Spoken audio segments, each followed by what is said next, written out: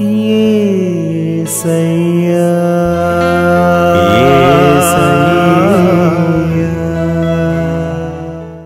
హల్లెలూయా. దేవునికి స్తోత్రం. ఈ వాక్యం వింటున్న వారందరికీ యేసుప్రభు వారి నుండి ఆశీర్వాదం, ఆరోగ్యం, ఐశ్వర్యం, సంతోషం, సమాధానం, నిరీక్షణ కలగాలని ప్రార్థిస్తూ సమస్త మహిమ, ఘనత, స్తోత్రం యేసుప్రభు వారికే చెల్లిస్తూ ఈరోజు మనం పరిశుద్ధ గ్రంథం నుండి ఆదికాండం 1వ అధ్యాయం 28వ వచనం చదువుకుని ధ్యానించుకుందాం. దేవుడు వారిని ఆశీర్వదించెను. ఎట్లనగా, మీరు ఫలించి అభివృద్ధి పొంది విస్తరించి భూమిని నిండించి దానిని లోబరుచుకొనుడి. ఇది దేవుడు మనిషిని సృష్టించిన తర్వాత ఇచ్చిన మొట్టమొదటి ఆశీర్వాదం. మీరు ఫలించి అభివృద్ధి పొంది విస్తరించండి అని. సృష్టి మొదటి నుండి ఇప్పటి వరకు ఆయన ఆశ, ఆశీర్వాదం అదే. మనం ఫలించాలని, అభివృద్ధి పొందాలని, విస్తరించాలని. శరీరంలో ఉన్న మనం మొదటి మానవుని నుండి ఇప్పటి వరకు ఏదో ఒక తప్పు చేయటం, ఆయనను నొప్పించటం, ఆయన ఒక చిన్న దెబ్బ వేస్తే అయ్యా ఏసయ్యా అంటూ ఏడవటం మనకందరికీ ఇది మామూలు అయిపోయింది. కానీ ఆయన మనల్ని సృష్టించినది మొదలుకుని ఆశీర్వదిస్తూనే ఉన్నారు, మనం ఫలించి అభివృద్ధి పొంది విస్తరించాలని. ఇది ఇంకా బాగా అర్థం కావడానికి ఉపమానం ద్వారా తెలుసుకుందాం. వినీత్, దివ్యకు కొత్తగా వివాహం జరిగి కొత్త కాపురం మొదలు పెట్టారు. ఇద్దరికి పిల్లలంటే చాలా ఇష్టం కావటంతో గర్భఫలం కోసం ప్రార్థిస్తూ కలలు కనేవారు. వారు ఆశించినట్లే యేసుప్రభు వారు వెంటనే వారికి గర్భఫలం అనుగ్రహించారు. నెల తప్పిన రోజు నుండి ఎంతో ఆత్రంగా ఎదురు చూడసాగారు. వారి కలలు, ప్రార్థనలు ఫలించి మంచి కుమారుని దేవుడు అనుగ్రహించారు.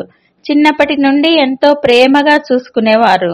కుమారుని ప్రతిరోజు దుఃఖం అనేదే ఎరగకుండా సంతోషంగా ఎదగాలని ప్రార్థిస్తూ అల్లారు ముద్దుగా చూసుకునేవారు. బాబు ఎదిగే కొద్దీ ఏదో ఒక తుంటరి పనులు చేస్తూ వారిని విసిగించేవాడు.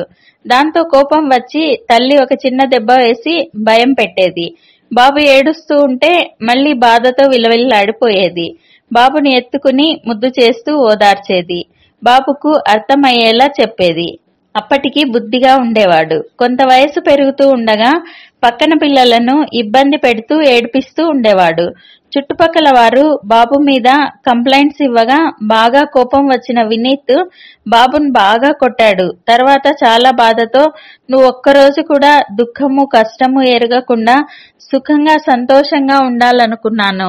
నీవు ఇలా తప్పులు చేస్తూ నాతోనే దెబ్బలు తింటావు అనుకోలేదు అంటూ మంచిగా అందరితో ప్రేమగా ఉండమని బాబుకు బోధించసాగాడు. ఆదికాండం 9వ అధ్యాయం 1వ వచనంలో, మరియు దేవుడు నోవహును అతని కుమారులను ఆశీర్వదించి, మీరు ఫలించి అభివృద్ధి పొంది భూమిని నింపుడి. దేవుడు మానవులు చేసిన పాపాలను భరించలేక భూమి మీదికి జలప్రళయం రప్పించి నోవహు కుటుంబాన్ని తప్ప అందరినీ జలప్రళయంలో ముంచివేశారు. తర్వాత దేవుడు చాలా బాధపడ్డారు. ఇక మీదట ఇలా చేయనని వాగ్దానం ఇచ్చారు. దేవుని ఉద్దేశం, ఆశ మానవులందరూ ఆశీర్వాదాలతో ఫలించి అభివృద్ధి పొంది విస్తరించాలని. రెండవసారి కూడా మానవులను వృద్ధి చేసేటప్పుడు ఈ ఆశీర్వాదాన్నే ఇచ్చారు. కానీ మనుషులమైన మనము ఆయనను అనేక రకాలుగా బాధ పెడుతూనే ఉంటాము. అలా కాకుండా ఆయనను సంతోష పెట్టే పిల్లలుగా ఉంటూ ఫలించి అభివృద్ధి పొంది విస్తరిద్దాం. ప్రార్థన చేసుకుందాం. ప్రభువా, దేవా, సర్వాధికారి తండ్రి, మీ పరిశుద్ధ పాదాలకు వందనాలు, స్తుతులు, స్తోత్రాలు నాయనా. మీరు మా జీవితాల్లో జరిగించిన మేళ్ళన్నింటికీ వందనాలయ్యా. దేవా, మేమంతా ఫలించి అభివృద్ధి పొంది విస్తరించాలని సృష్టి మొదటి నుండి మీరు ఆశిస్తున్నారని తెలిపినందుకు వందనాలయ్యా.